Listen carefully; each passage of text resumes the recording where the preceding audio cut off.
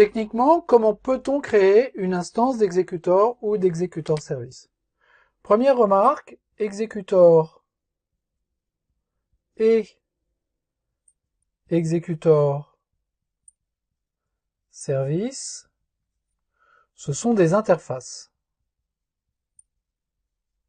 L'interface exécuteur-service étant l'interface exécuteur. Et dans le cadre du JDK, les implémentations d'exécuteur-service et d'exécuteur sont en fait les mêmes objets. On n'a pas besoin d'implémenter ces interfaces nous-mêmes à la main, on peut le faire mais c'est un peu compliqué, un peu technique. On a pour ça une classe factory qui s'appelle executors avec un S, sur laquelle on a toute une collection de méthodes factory, donc de méthodes statiques, qui vont nous permettre de retourner des instances d'exécuteur service. Et je vais citer juste deux méthodes. La première s'appelle new single thread executor.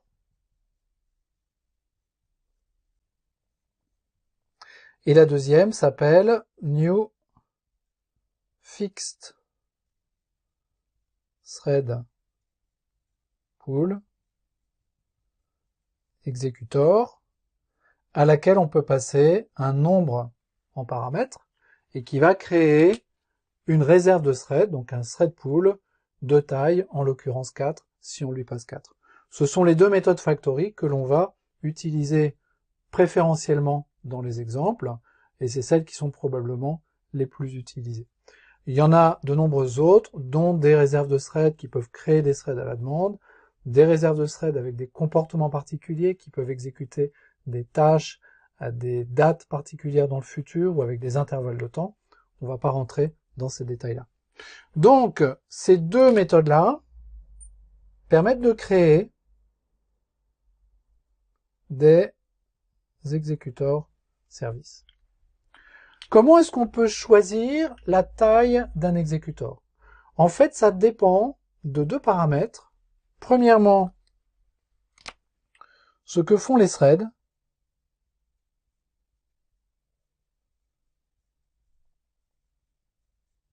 C'est-à-dire la nature des tâches.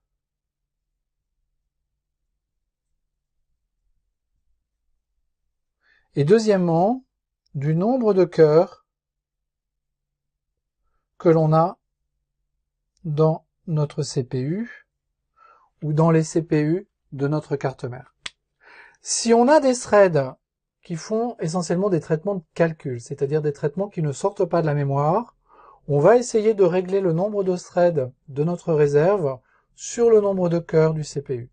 Donc si on a un CPU à 8 cœurs, on va choisir 6, 7, 8, peut-être une dizaine de threads, mais pas plus, et en tout cas ça sert à rien d'en prendre par exemple 16, c'est-à-dire le double du nombre de cœurs de notre CPU.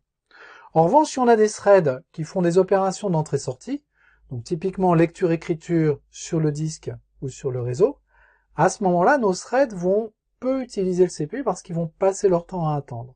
Et donc là, on pourra avoir plus de threads que le nombre de cœurs qu'on a dans le CPU. Le réglage de la taille d'une réserve de threads, c'est un point qui est un peu délicat, qui est assez délicat et qui nécessite un peu d'expérience. Dans le cadre des exemples qu'on va traiter, on fixera toujours le nombre de threads approximativement au nombre de cœurs dont on a besoin. Donc, le premier pattern nous permet de créer un pool de threads, une réserve de threads avec juste un thread dedans, et dans beaucoup de cas, c'est largement suffisant.